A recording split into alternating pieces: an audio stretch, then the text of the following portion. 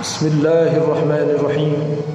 السلام عليكم ورحمة الله وبركاته. الحمد لله الذي أوجب علينا الصيام بشهر رمضان. أشهد أن لا إله إلا الله وحده لا شريك له، وأشهد أن محمدا عبده ورسوله. اللهم صل وسلم وبارك على سيدنا محمد وعلى آله وأصحابه ومن تبعه إلى يوم القيامة. أما بعد، إخواتي في الله، أسعدكم الله حياتكم. Sejak bulan Rajab kita berdoa kepada Allah Subhanahu wa taala, Allahumma barik lana fi Rajab wa Sya'ban wa ballighna Ramadan. Ya Allah, berkahkan untuk kami di bulan Rajab dan bulan Sya'ban, dan sampaikan usia kami pada bulan suci Ramadan. Maha besar Allah yang telah menyampaikan usia kita pada bulan suci Ramadan, bulan di mana Allah Subhanahu wa taala menyentuh hati hamba-hambanya yang beriman, sebagaimana firman Allah dalam Quran surah Al-Baqarah ayat yang ke-183. A'udzu billahi minasy syaithanir rajim. Ya ayyuhalladzina amanu kutiba 'alaikumus syiyam kama kutiba 'alal ladzina min qablikum la'allakum tattaqun. Dalam ayat ini Allah menyeru hamba-hamba Allah yang beriman. Hei orang-orang yang beriman, tentunya yang ada dalam hatinya keimanan, maka akan tersentuh hatinya, tergerak hatinya, bahkan hidup hatinya untuk melaksanakan titah Allah Subhanahu wa taala, saum selama bulan suci Ramadan.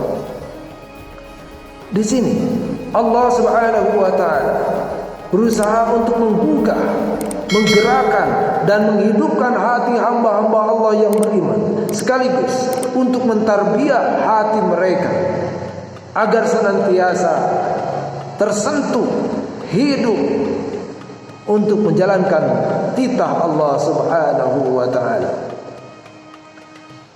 Pada kesempatan yang sangat berharga ini, sesuai amanah, saya akan menyampaikan tentang puasa sebagai sarana untuk mempererat tali silaturahmi. Berbicara silaturahmi tentunya terdiri daripada dua kata. Yang pertama adalah silah, yang artinya menghubungkan. Yang kedua adalah ar-rahmi, yang artinya kasih sayang.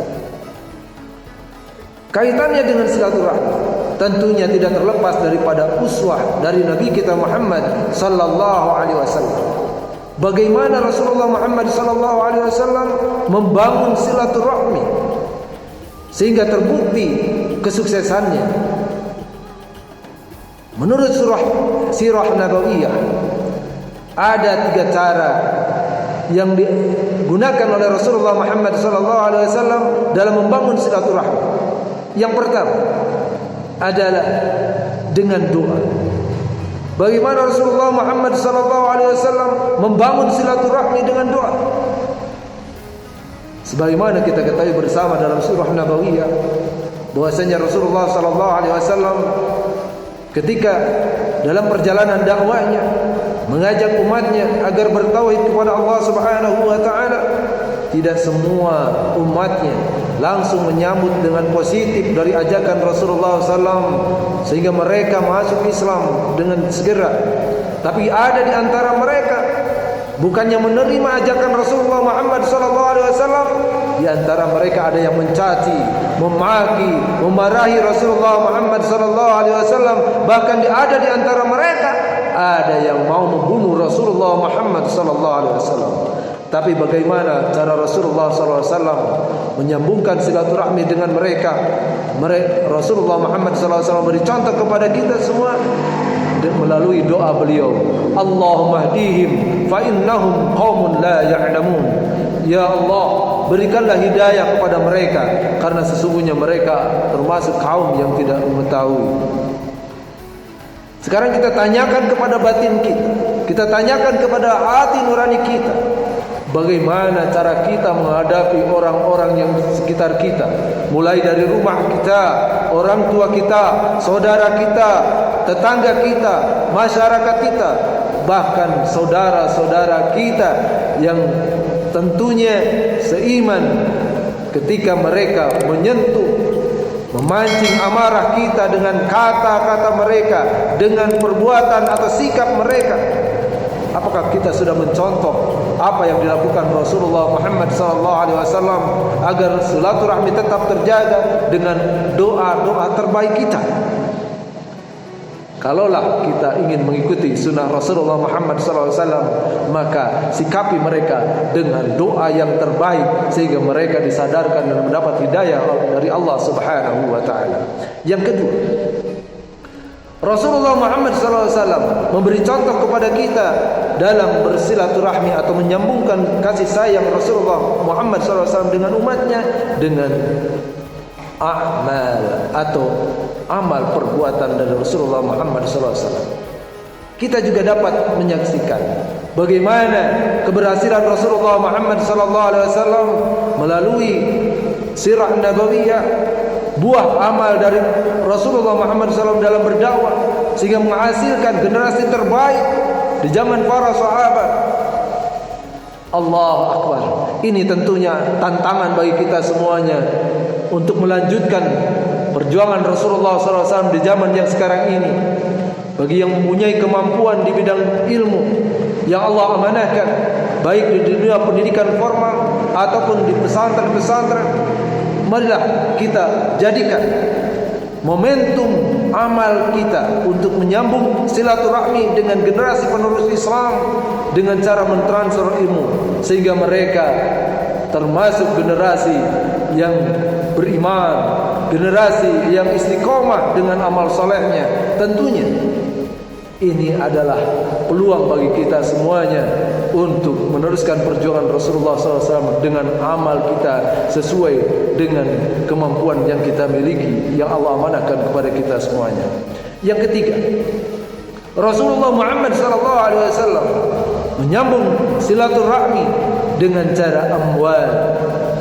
Sebagaimana kita ketahui bersama juga bagaimana Rasulullah Muhammad SAW menghabiskan hartanya untuk perjuangan dan menyambungkan silaturahmi kasih sayang Rasulullah Muhammad SAW kepada umatnya dalam bentuk dakwah.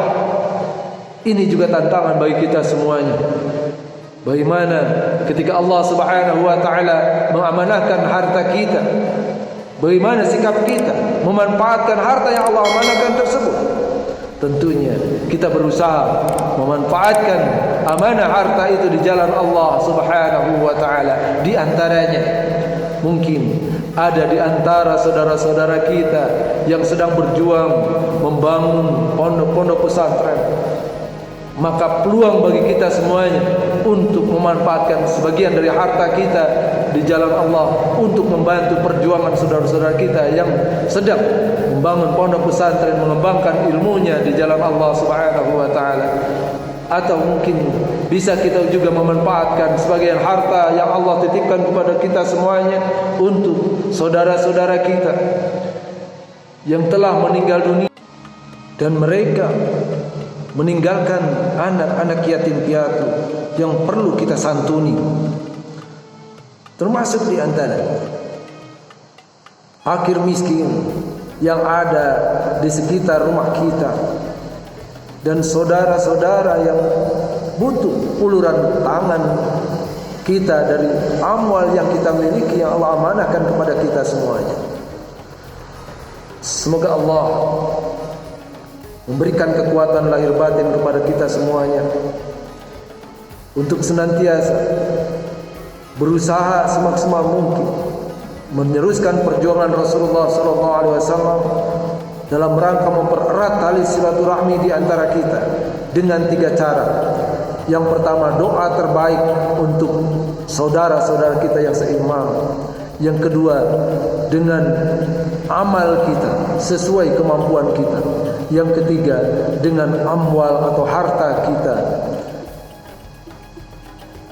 Yang terakhir, kita berdoa kepada Allah Subhanahu wa taala dalam momentum Ramadan ini